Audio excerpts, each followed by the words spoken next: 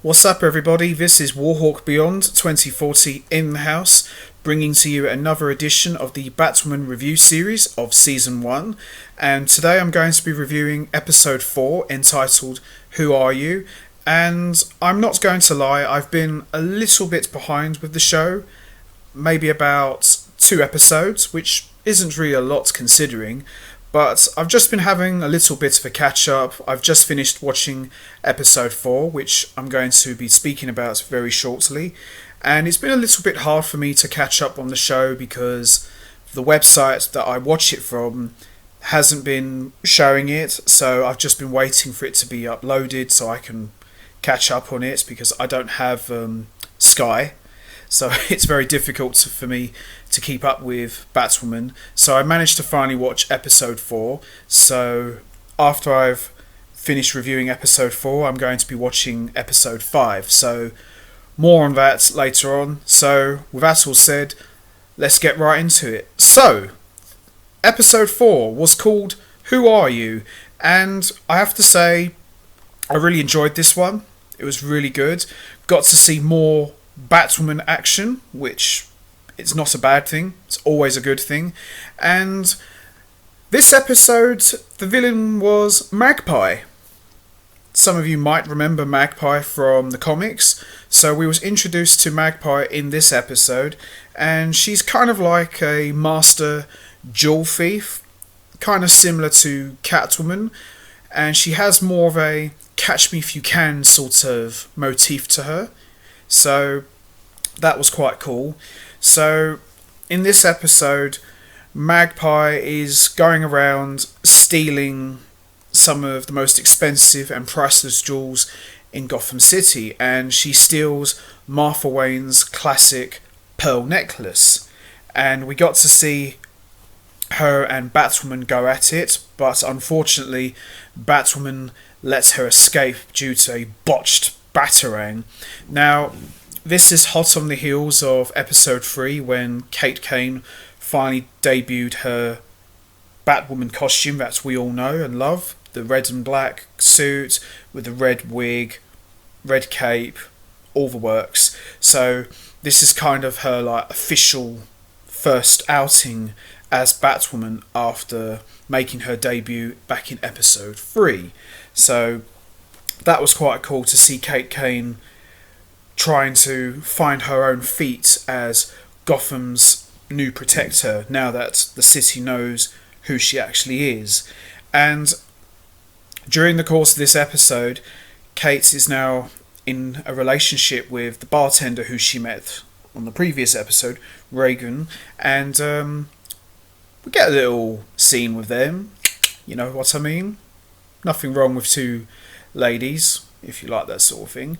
So it's going to be quite interesting to see how Kate will juggle her double life as Batwoman and her civilian life / relationship outside of the suit. So it's really cool to see her trying to juggle her double life, because throughout the course of the episode she gets frustrated saying, God, how does Bruce do it? How did Bruce Wayne do it for so many years? And Luke says, well, easy. He was always miserable. And it's really cool to see that Kate is learning about how Bruce handled being Bruce Wayne and Batman all at the same time. So this episode was more about Kate trying to find her own way as a hero, so to speak. Also, we also see Catherine at the gravesite of Beth, and she's digging it up, so obviously she doesn't want people to know that she may have played a role in the crash. And Alice shows up.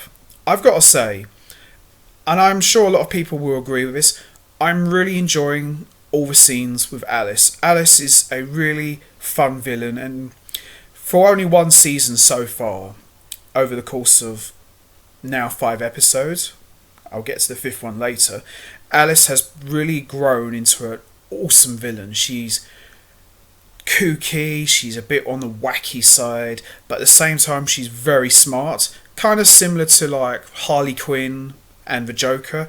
I'm definitely was getting more of a Harley Quinn vibe out of Alice, and she kicks ass, and she's really grown into a awesome villain, and I'm really looking forward to seeing how she's going to develop as the show goes along. So Alice approaches Catherine and demands her to turn over a secret experimental weapon that her company is making, and she threatens her that if you don't give me the weapon, I will tell Jacob the truth about what really happened to Beth. So a lot of tension there. And also her accomplice, Dodgson. Now remember back in episode, I think 1 or maybe 2, I think it was episode 1, Batwoman captured Dodgson and kept him prisoner. And we see that he's all drugged up and he's not giving anything away. So Batwoman takes her to Mary. Now remember, Dodgson stabbed Mary in a couple of episodes back, so she's very reluctant to help Batwoman at first, which I totally understand. I mean, I wouldn't exactly help someone who just stabbed me, so it's understandable. So Dodgson is drugged up on morphine, and Mary does quite a funny impression of Alice, and basically like just goes along with the act and says, "What's the plan? Because my memory's not like it was. Can you fill in the blanks for me, so to speak?" And he reveals to her that a mysterious figure named Mouse, don't know who that is, maybe we will find out who the mouse is somewhere down the road, and that the mouse has big plans for Batwoman. So who knows really, maybe we're going to see another villain show up in this season. Maybe Mouse and Alice are working together. We'll have to wait and see, but it's very cool that they've already teased yet another villain for the show. So more on that as we go along.